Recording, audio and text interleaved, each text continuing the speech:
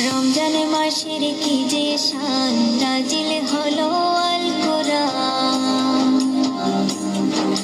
রমজান মাসের কি যে শান, নাজিল হলো আল কোরআন। হায়রে সবে কদর রমজান শেষে এলো না খুঁজিয়া, হায়রে সবে কদর রমজান শেষে এলো না খুঁজিয়া। রহমতে বরকতে ভরা রমজান শরীক সবার সেরা।